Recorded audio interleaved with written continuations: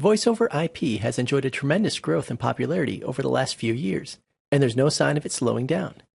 Even if your Asterisk system doesn't use VoIP today, there's a good chance it will at some point in the future. To help you better administer an Asterisk system using VoIP, we'll discuss two common network characteristics that can impact call quality. Neither of these directly relate to Asterisk or VoIP, but because VoIP is a network application, the state of the underlying network can greatly affect the performance of the application. The first network characteristic we'll discuss is network latency, or transmission delay. It comes in two main forms. One-way latency is the difference in time between when the source sends a packet and the destination receives it. Round-trip latency is the difference in time between when the source sends a packet and receives a response to that packet sent by the destination. Latency in a VoIP context is usually measured in milliseconds and may be measured with the ping utility. Ping gives the round-trip latency, even though for VoIP we're most interested in the one-way latency. However, ping is handy because it can be measured from a single point. There's not a strict rule of thumb that dictates how much latency is acceptable for a VoIP link, though network latency under 100 milliseconds end-to-end is likely to sound fine. In general, you want the lowest latency you can get. Users perceive high network latency as delay in the audio. This is problematic because the real-time nature of the telephone call is lost if the latency is too high.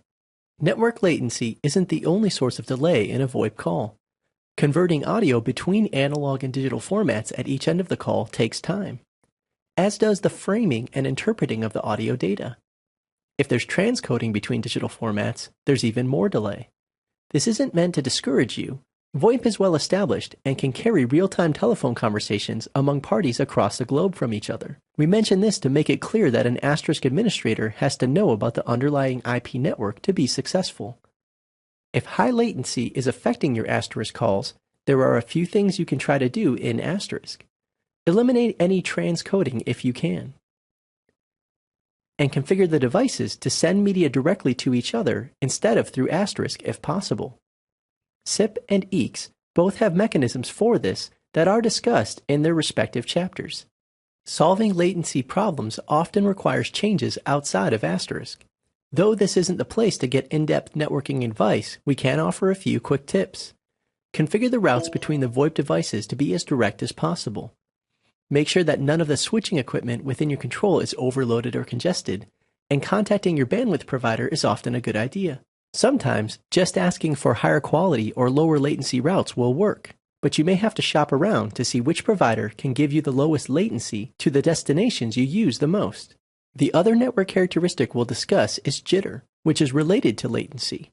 While latency is the transmission delay for each packet, jitter is the variation in latency from packet to packet. If 3 packets all have a latency of about 100 milliseconds, the jitter among these packets is low. However, if 3 packets have differing latencies of 50 milliseconds, 150 milliseconds, and 100 milliseconds, the jitter is high because the latency for each packet varies significantly. Jitter is usually measured qualitatively rather than quantitatively. Jitter causes problems because it makes it harder for Asterisk to continually play back received audio at the same rate without delays. If jitter is low, meaning that the latency is relatively constant, then Asterisk knows when to expect incoming media frames and how long it should queue them. If jitter is high, Asterisk must either discard some media frames because they're too late, or never arrive at all, or have a longer queue of buffered media, which means additional latency. Most VoIP protocol implementations in Asterisk offer a jitter buffer, which can queue several hundred milliseconds of audio and reduce the impact of jitter. These buffers work by queuing received frames for a brief time before playing them back to the listener. Queuing gives late arriving packets an opportunity to show up before they're silently skipped. Because a typical frame holds only 1/50th of a second of audio, it's safe to drop a few frames now and then. But if too many frames are dropped, users will experience jitter as gaps or artifacts in the audio stream. Like with problems caused with latency, improving the underlying network is the most effective approach to solving jitter problems. However, Asterisk lets you configure some parameters of its jitter buffers that may help mitigate audio problems. See the sample configuration for sip.conf and eeks.conf to learn more about the configurable parameters. In this module, we talked about latency and jitter. We've shown how each one can affect call quality, and we've given some basic troubleshooting steps to help reduce latency and jitter on your network. An Asterisk system using voice over IP is only as good as its underlying network. Throughout this chapter, we've introduced a few things you'll need to know to administer a VoIP network, as well as several of the fundamentals of voice over IP. Now we're ready to move on to discuss specific VoIP protocols. Coming up, SIP and EEX each get their own chapter. Let's get to it.